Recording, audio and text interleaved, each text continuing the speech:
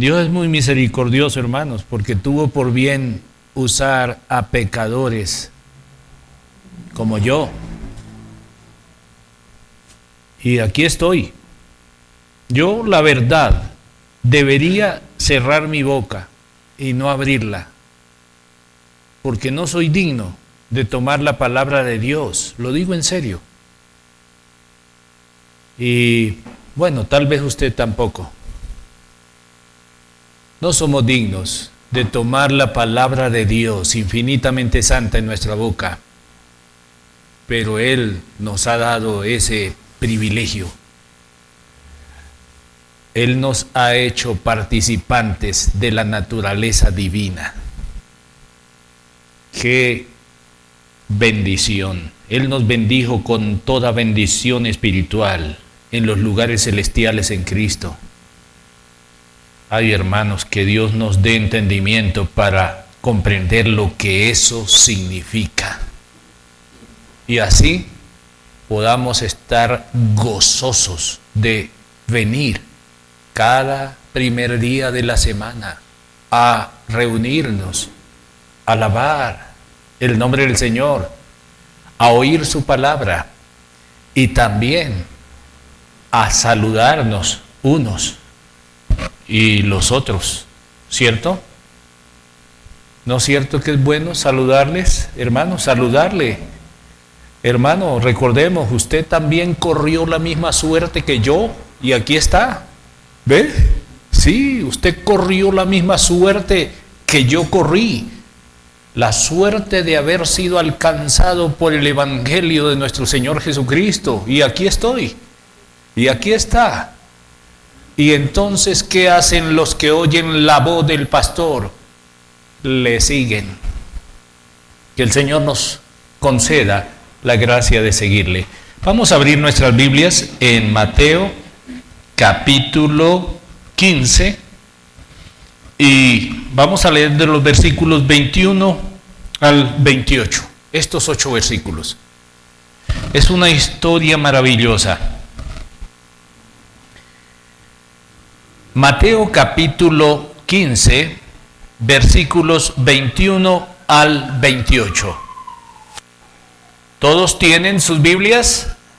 Bien, vamos a leer entonces tratando de captar en el fondo de nuestro ser cada palabra de esta porción de la palabra de Dios. Saliendo Jesús de allí, se fue a la región de Tiro y de Sidón. Y he aquí una mujer cananea que había salido de aquella región clamaba, diciéndole: Señor, Hijo de David, ten misericordia de mí. Mi hija es gravemente atormentada por un demonio. Pero Jesús no le respondió palabra. Entonces, acercándose sus discípulos, le rogaron diciendo: despídela, pues da voces tras nosotros. Él respondiendo dijo: no soy enviado sino a las ovejas perdidas de la casa de Israel. Malas noticias, ¿no? Eso desanima a muchos. Entonces ella vino y se postró ante él diciendo: Señor, socórreme.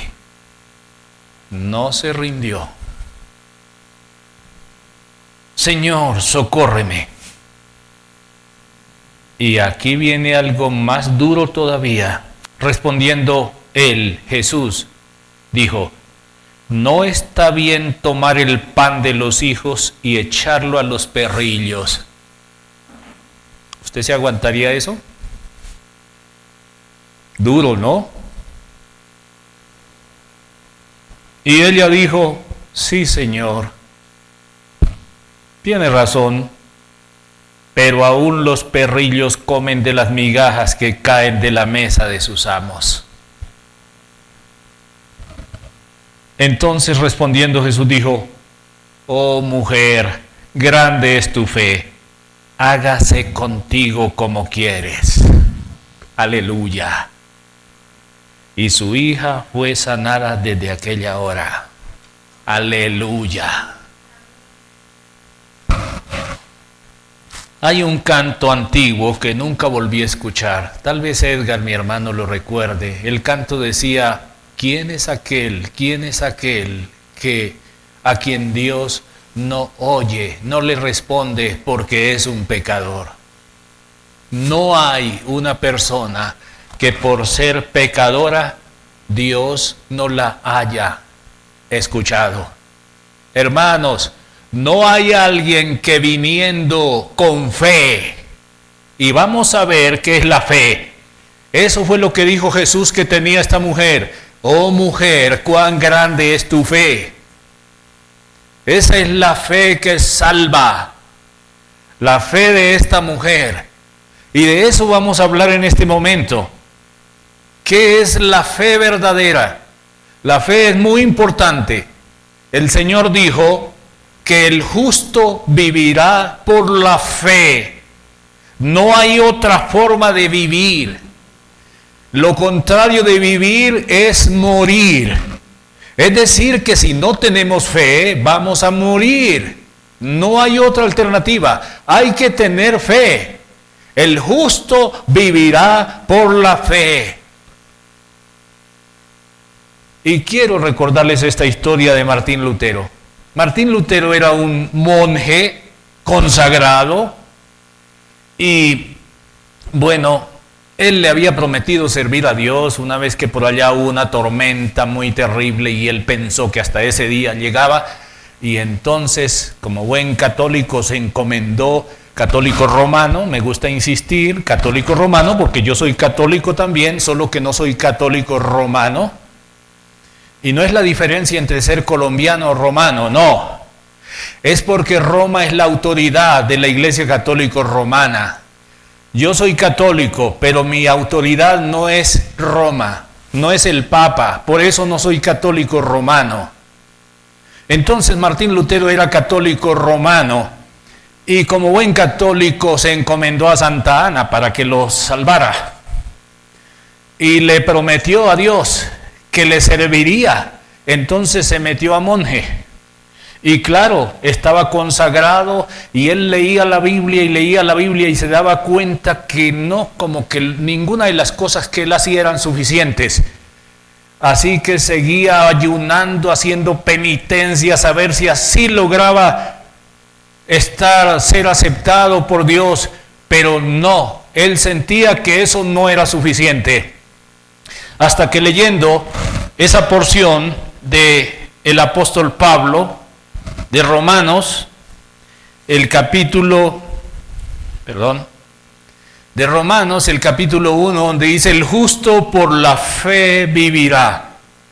Y entonces dice que se le cayó, como si se le hubiera caído una venda de los ojos, y vio lo que nunca antes había visto. Comprendió lo que nunca antes había visto. ¿Qué significaba eso de que el justo vivirá por la fe? Y entonces comprendió que él era justificado por Dios en Cristo. Y que habiendo sido justificado por Dios en Cristo, entonces ya era aceptado por Dios, por la santidad de Dios. Y así descansó. El justo por la fe vivirá. Hermanos, no hay otra opción. O tenemos fe o estamos muertos. La fe es muy importante, es inevitable. Sin fe es imposible agradar a Dios. El justo vivirá por la fe. La fe es muy importante. Sin embargo, en pocas cosas o en muchas cosas, la generación caída desde Adán está equivocada, está errada, así que ha entendido mal las cosas. Y en la fe, por supuesto, están equivocados también. Y en esta mañana me propongo aclararles esas cosas a la luz de la palabra de Dios. Quiero mostrarles que todo el mundo habla de fe. Ustedes lo han escuchado, ¿verdad? Ustedes han escuchado por ahí a la gente diciendo: lo importante es la fe, ¿cierto? ¿Pero qué es la fe? Bueno, mucha gente tiene un concepto equivocado de fe. digamos, pensemos en la idea generalizada que tiene la mayoría. Digamos que la fe es la confianza en algo o en alguien, pero en cualquier cosa. Bueno, como les he dicho, en hierbas, en una mata de sábila colgada en una esquina para que les vaya bien, salir corriendo a fin de año, darle la vuelta a una manzana para que les vaya bien, dizque para viajar, bueno, muchas cosas, a eso le llaman fe. Pero eso está equivocado, eso no es fe. La fe tiene que ver con Dios. Fe comienza por conocer al único Dios verdadero y saber que Dios no puede mentir, que Dios no se puede equivocar, y entonces yo confío en que Él es confiable, en que Él no puede fallar. Eso es fe. Fe es saber que Dios dice la verdad, que si Dios dice algo, eso es la verdad. Rosita me contaba que en la casa de su señora madre, mi suegra, cuando ella no conocía la palabra de Dios, porque así es, andamos en la oscuridad si no conocemos la palabra de Dios. Y mi suegra estaba en la total oscuridad. Y ella dice que allá en Venezuela, los viernes, religiosamente, todos los viernes a las 3 de la tarde, conseguían 7 hierbas y hacían unos sahumerios, unos riegos con 7 hierbas. Y esos rituales no podían faltar todos los viernes a las 3 de la tarde. A eso le llaman fe. Pero eso no es fe, hermanos. No, tiren eso a la basura. Eso es invento de hombres. O dígame, usted va a depositar su vida, la confianza de su eternidad, la vida eterna suya, ¿la va a confiar en lo que diga cualquiera por ahí? ¿O lo que la gente diga? ¿O lo que está de moda creer? Bien, a eso le llaman fe. Pero eso no es fe, hermanos. Hay otra clase de fe que es la fe de los antiteístas. Bien, ¿qué es esto? Los antidios, los que quisieran que Dios no existiera, los enemigos de Dios, y ahí están los ateos también. Esa es una fe que ellos profesan. Escúchenme bien, no es posible ser ateo escudriñando la verdad del universo, la verdad revelada por Dios en la Biblia. No es posible volverse ateo. Solo es posible volverse ateo si yo tomo la decisión de volverme ateo. Entonces las personas que son ateos porque ellos tomaron la decisión de ser ateos. La fe cristiana, la fe verdadera, no es una decisión que se toma. No, yo no tomé la decisión de creer la palabra de Dios. No, yo conocí la verdad, conocí la palabra de Dios y me di cuenta que era la verdad y no podía negarla. Así que sería tonto, sería necio negar la palabra de Dios. Bien, la fe es confiar que Dios no puede mentir. La fe es confiar que mi vida está segura en las manos de aquel que creó el universo y que es todopoderoso y que es infinitamente sabio. Y por lo tanto yo tengo fe en Él. Esa es la fe. Pero fe no es creer cualquier cosa. ¿Me hago entender? Fe no es tomar una decisión y decir, digamos, yo cierro los ojos y me ponen aquí la religión del Islam en un lado, en el otro lado me ponen la religión de los hinduistas, aquí me ponen el budismo, porque el budismo es diferente al hinduismo, y acá me ponen el cristianismo. Entonces yo cierro los ojos y me dicen, vea, aquí está el Islam, aquí está el hinduismo, aquí está el budismo y aquí está el cristianismo. A ver, ¿por cuál decide? Entonces yo cierro los ojos y tomo una decisión y elijo ser cristiano. No, eso no es fe. ¿Queda claro, hermanos? La fe comienza por la revelación. ¿Cómo nos llega la verdadera fe? ¿Cómo nos llega? Romanos 10:17 dice que la fe es por el oír y el oír es por la palabra de Dios. A ver, tratemos de graficar eso en forma de un abuelo, un padre y un hijo, donde ¿quién es el hijo? ¿Quién es el padre? ¿Y quién es el abuelo? A ver, la fe es por el oír y el oír es por la palabra de Dios. A ver, digámoslo así, la fe nació del oír y el oír nació de la palabra de Dios. ¿Cuál fue primero?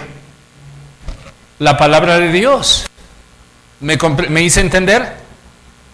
La fe es por el oír y el oír por la palabra de Dios. Entonces, ¿cuál fue primero? La palabra de Dios. Después de la palabra de Dios yo resulté oyendo. Y al oír resulté con fe. Esa es la fe verdadera. ¿Me hice entender? Todo lo demás es falso. La fe verdadera entonces viene de Dios. Es un regalo de Dios. Viene de Dios. Es don de Dios, dice la carta a los Efesios 2:8. Dice que es don de Dios, es regalo de Dios. La fe viene de Dios. Fe no es que yo deposito mi confianza en cualquier cosa. No, eso no es. Entonces, hermanos, vamos a acercarnos aquí al pasaje que hemos leído para ver cómo está aquí esta fe verdadera en el caso de esta mujer. En los versículos 21 y 22 tenemos la forma verdadera de acercarnos a Dios. Saliendo Jesús de allí, se fue a la región de Tiro y de Sidón. ¿Recuerdan qué era Tiro y Sidón? ¿Han leído la Biblia? Les aconsejo que lean toda la Biblia. Y entonces se darán cuenta de lo que Dios dice acerca de Tiro y de Sidón. ¿Alguien recuerda qué había dicho Dios de Tiro y de Sidón? Dios sentenció los peores juicios contra Tiro y contra Sidón. Dijo que jamás sería vuelta a edificar. Es más, cuando el Señor Jesucristo estaba en la tierra, dijo, eso lo tenemos creo en Mateo 11:21. Si lo tienen ustedes, por favor, leámoslo un segundito. 11, 21 y 22 dice: ay de ti, Corazín, ay de ti, Betsaida, porque si en Tiro y en Sidón se hubieran hecho los milagros que han sido hechos en vosotras, tiempo ha que se hubieran arrepentido en cilicio y ceniza. Por tanto os digo que en el día del juicio será más tolerable el castigo para Tiro y para Sidón que para vosotras. Aquí está dándole un juicio más severo todavía a unas ciudades llamadas Corazín y otra llamada Betsaida, porque Tiro y Sidón nunca vieron los milagros que habían visto Corazín y Betsaida. Así que Tiro y Sidón eran más responsables. Pero aquí ya vamos comprendiendo qué había dicho Dios en el Antiguo Testamento. Bueno, si quieren leer en Ezequiel, en Jeremías, en Isaías, hablan de los juicios de Dios sobre Tiro. Dijo que sería barrida. Eran unas potencias de comercio a la orilla del mar. Dejarían de ser potencias. Dejarían de existir, sería cubierta por el mar, el resto sería convertido en una peña lisa. Estos eran los juicios contra Tiro y Sidón. Pero, ¿por qué Jesús se acerca a Tiro y a Sidón? ¿Por qué? Porque no había venido a hacer su voluntad, sino la del Padre, la de que le envió. Y la providencia de Dios lo guió a Tiro y a Sidón. ¿Qué estaba haciendo Jesús en Tiro y en Sidón? Miren, sigamos leyendo acá. ¿Y qué pasó? Versículo 22. Y he aquí una mujer cananea que había salido de aquella región, de Tiro y de Sidón, ¿Quiénes eran los cananeos? ¿Recuerdan? Bueno, les recomiendo leer toda la Biblia otra vez. En Génesis encontramos que Dios dice que los cananeos, bueno, en el Pentateuco, los cananeos se habían vuelto muy malos. Se habían alejado tanto de la verdad que ya había llegado a su colmo la maldad. En Génesis capítulo 15, versículos 13, vamos a ir un momentico allá, a Génesis capítulo 15, versículos 13 y 16, y leemos así. Versículo 13. Entonces Jehová dijo a Abraham: ten por cierto que tu descendencia morará en tierra ajena y será esclava allí, y será oprimida 400 años la descendencia de Abraham. Y el versículo 22 dice, 15, 20, uy, no tiene 22, ¿qué es esto? Oh, qué pena, me equivoqué, 15, 21, 16, perdón, versículo 16. Y en la cuarta generación volverán acá, ojo a esto, porque aún no ha llegado a su colmo la maldad del amorreo hasta aquí. ¿Quién era el amorreo? Pues los cananeos. Bien, muchos se preguntan, Dios no es bueno porque manda a desalojar una nación para mandar a alojar otra. Y ese es un reclamo hoy día de los palestinos. Los palestinos están diciendo, no, ustedes no hicieron bien porque desalojaron a unos habitantes originales para alojarse ustedes. Bien, lo que no tienen en cuenta es que se habían corrompido a tal punto que Dios los vomitó. Dios dijo, ya no los soporto más. Pero aquí cuando le habla a Abraham, todavía esa maldad no ha llegado a su colmo. Y mientras tanto su pueblo tiene que sufrir algunas cosas por ahí de esclava en Egipto, su pueblo. Y cuando se llegue el tiempo, cuando la maldad de los cananeos, del amorreo, llegue a su colmo y la copa se rebose, entonces Dios va a sacar a Israel y va a despojar, va a desalojar la tierra de los cananeos, los va a sacar de ahí, los va a matar. Y esa tierra se le entregó a Israel. Bien, esos eran los cananeos. ¿Queda claro, hermanos? Bien, entonces viene una mujer, aquí lo leemos en Mateo, capítulo 15, versículo 22, y aquí una mujer cananea que había salido de aquella región clamaba diciéndole, Señor, Hijo de David, notemos que clama como debe clamar. Está llamándole Señor y le llama Hijo de David. Eso es, ella había escuchado por ahí la palabra de Dios. Ella había oído la palabra de Dios. ¿Cómo es que viene la fe? Por el oír. Y esta mujer había oído por ahí que el Cristo era hijo de David. ¿Y cómo le llama? Señor, Hijo de David. Está orando como debe orar. Escuchen, hermanos, esa no va a ser rechazada. ¿Por qué? Porque está viniendo con fe verdadera. Bien, pero antes de esto hay unas pruebas. Bien, y aquí viene, digamos, la primera prueba.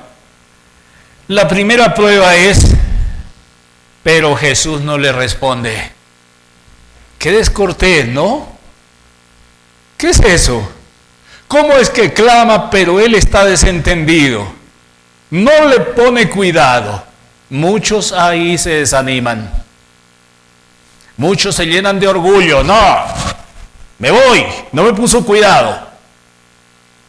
No, ante Dios debemos venir humillados. Y así viene ella, humillada. Esta es la forma correcta de acercarse a Dios. No podemos acercarnos a Dios con la frente levantada. tenemos que venir humillados. Escúcheme, hermano. Usted y yo debemos ser humildes ante las demás personas. Pero escúcheme bien, ante Dios no debemos ser humildes, debemos venir humillados. Usted y yo no debemos humillarnos ante ningún ser humano, ¿comprenden? No, pero sí debemos ser humildes. Pero usted y yo ante Dios debemos venir humillados. No humildes, no, humillados. Como esta mujer. ¿Recuerdan lo que dice Miqueas? ¿Qué pide Jehová tu Dios de ti? ¿Recuerdan? Gracias, hermano. Gracias. ¿Quién puede recordar lo que dice Miqueas? ¿Qué pide Jehová tu Dios de ti? Solamente hacer justicia, amar misericordia y humillarte ante tu Dios. Bien, esta mujer está viniendo humillada. Jesús no le respondió palabra. Es como si no le estuviera hablando a una pared. Tremendo, ¿no? Entonces, aquí viene, yo diría que es una segunda prueba. Aquí viene una especie de segunda prueba porque seguro que ella escuchó eso. Los discípulos le rogaron diciendo, despídela. ¿Qué les parece? Qué ayudante, ¿no? Necesitada. Y ellos, tranquilos, despídela. Da voces tras nosotros, nos está molestando. Ya sé, esto es un fastidio. ¡Qué fastidio! ¿No? Despídela. Y entonces Jesús responde, tengo esto como la segunda prueba, pero podría ser la tercera. No soy enviado sino a las ovejas perdidas de Israel, de la casa de Israel. ¿Pero qué estaba haciendo allá en Tiro y en Sidón? La providencia de Dios. Dios lo había llevado, el Espíritu lo había llevado. ¿Por qué? Porque había un alma que salvar. ¡Aleluya! El Señor envió el Evangelio y me alcanzó. Quiero contarles esta historia. Mi mamá me contó hace unos días que ella quería estudiar. Ella no tuvo estudio, solo tuvo 3 meses de estudio. Y ella quería estudiar, pero los papás no le dieron estudio porque por allá en el campo existía una cosa que eso se la sabían de memoria, y era esta: no hay plata. Mira que quiero estudiar, no hay plata. ¿Y de dónde plata? Esa era una respuesta clásica. Y había otra: ¿y quién le ayuda a su mamá? ¿O quién le ayuda a su papá? Y entonces, a los 3 meses, los papás y el hermano mayor de ella dijeron: mijita, no hay más plata, tiene que venirse a la casa, además tiene que ayudarle a su mamá. Así que no tuvo estudio. Mi mamá pudo haber durado quizás, sí, ella pudo haber durado resentida por eso, pero nunca la escuché resentida por eso, gracias a Dios. Yo por lo menos nunca la escuché lamentándose de eso. Pero me contó la historia. Y entonces le dije: mamá, si usted hubiera estudiado, ¿con quién se hubiera casado? ¿Con quién piensa que usted se hubiera casado? Dijo: no sé, con cualquier otro. Le dije: pues yo prefiero tener el papá que tuve, que me enseñó la palabra de Dios desde cuando estaba pequeño, y eso no lo cambio por nada. Así que el Señor envió el Evangelio a la casa de mi papá, y mi papá me enseñó la palabra de Dios. Claro, yo fui rebelde después, pero esa semilla después da fruto. Y aquí estoy. Pecador, eso sí, con muchas debilidades. No, por favor, no van a pensar que yo sí soy ejemplo en todo. Lamentablemente no, debería serlo, pero no lo soy. Así que no se fijen en mí, porque los voy a defraudar. Fijen sus ojos en Cristo. Él nunca les defraudará.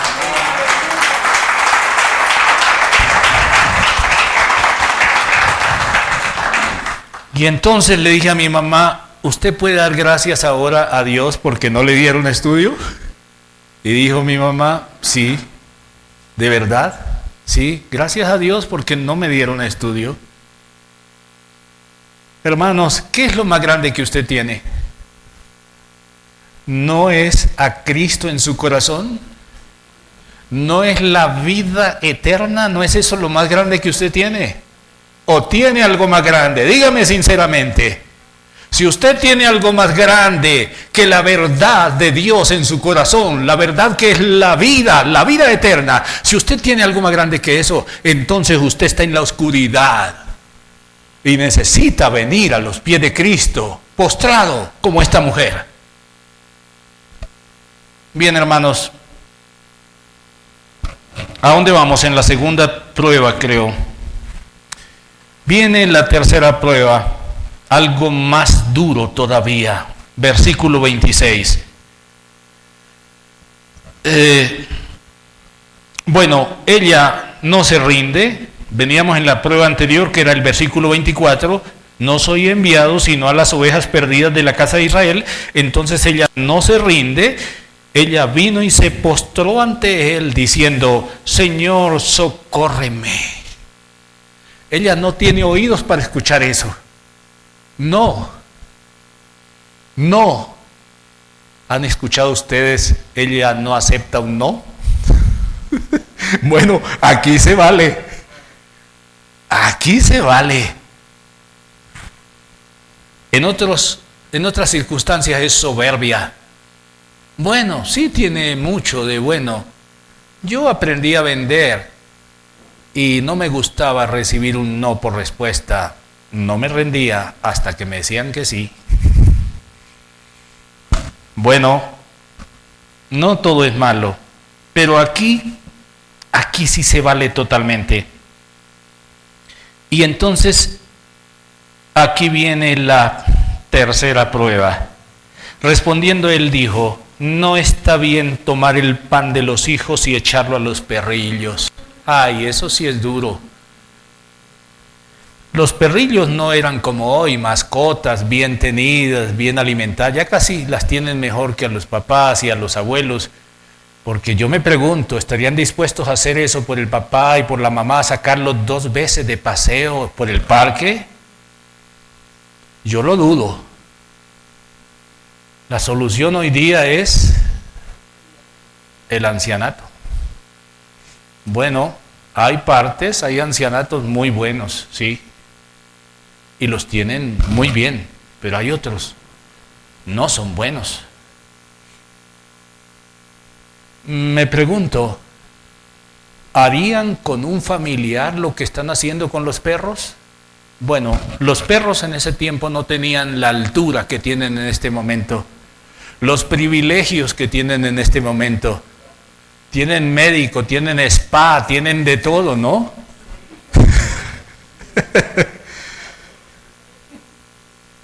Pero en ese tiempo no.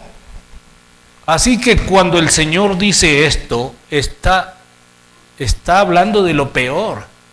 No está bien tomar el pan y dárselo a los perros, a los perrillos, esos de la calle, esos que se mantienen alimentando de algarrobas, de los residuos, de las picheras que hay en la basura. Esos eran los perros en ese tiempo. En los bosques, sí. Y ella no se rinde. ¿Por qué? Porque está atraída por Dios, porque tiene fe verdadera. Por eso no se rinde. Así que lo que ella responde es sabio. Oigan, la fe trae sabiduría. Miren la sabiduría con la que responde esta mujer. Sí, Señor, soy uno de esos perrillos. Cristo vino a salvar perrillos como Aldemar Osorio, basuras como Aldemar Osorio, lo vil del mundo. ¿Lo ha leído en la Biblia? Lo vil del mundo escogió Dios. ¿Cómo se cree usted? ¿Usted realmente se siente pecador? Si no se siente pecador, le recuerdo lo que Jesús dijo: no he venido a salvar a justos. Entonces usted es uno de esos justos. No, no es que lo sea, pero usted se cree justo. Y entonces debe saber de una vez, debo decírselo, Cristo no vino por usted. Usted no tiene esperanzas hasta que usted reconozca quién realmente es usted delante de Dios. Delante de Dios, usted es pecador, pecadora. Yo soy lo vil del mundo, dice el apóstol Pablo. Pero ¿saben qué? Dios me recogió. Y ahora pueden apuntarme 1000 dedos, 10,000 dedos, señalarme. Pero el que me justificó es Dios. Y Él me salvó. Y eso es lo que va a pasar con esta mujer. Entonces esta mujer dice: sí, Señor, pero aún los perrillos comen de las migajas que caen de la mesa de sus amos. Una migaja es suficiente. Así como el Señor dijo, si tuvierais fe como un grano de mostaza, eso sería suficiente. Y no para cualquier cosa, para mover un monte incluso. Sí, esa es la fe verdadera. Y entonces cuando ella le responde, viene la respuesta final de Jesús. ¿Y cuál es la respuesta? Oh mujer, grande es tu fe. Bienvenida. Hágase como quieres. ¿Quiere usted que Cristo le salve? ¿Quiere usted ser rescatado? ¿Quiere usted estar por cuenta de Cristo y no por cuenta de lo que a usted le parece mejor? Deje de vivir esa vida. Ya no desperdicie más su tiempo viviendo según a usted le parece. Y haga como esta mujer. Esto es fe verdadera. Lo demás es falso. ¿Quiere usted venir a los pies de Cristo? Venga a Cristo. Al que a mí viene, no le echo fuera. Tenía este texto por aquí, creo que es en Juan 6:37. Por favor, miremoslo un segundito. Juan 6:37. Dice: escúchenlo bien, hermanos. Yo cité solo una parte, pero ojalá lo citemos todo. Escúchenlo todo. Todo lo que el Padre me da, vendrá a mí. Y al que a mí viene, no le echo fuera. Esta mujer vino a los pies de Cristo, ¿por qué? Porque el Padre se la había dado. Usted vino a los pies de Cristo porque el Padre se lo dio a Cristo. Yo vine a los pies de Cristo porque el Padre me había dado a Cristo y Él me trajo. Y así hizo con esta mujer. Hermanos, esto es para que nos humillemos ante Dios y le digamos: Señor, sálvame y seré salvo. Si tú no me salvas, yo no seré salvo. Señor, sálvame, porque mi naturaleza pecaminosa no quiere las cosas tuyas, pero yo necesito lo tuyo, yo necesito tu palabra. No importa lo que pase, no importa quién se levante, no importa que le digan que usted es un perro, que usted es un arrastrado, que usted es lo vil, eso no importa. Si Cristo la recibe, si Cristo lo recibe, cante alabanzas por eso, porque eso es lo que vale y eso es lo que valdrá por la eternidad, por los siglos de los siglos. Amén. Que el Señor nos bendiga.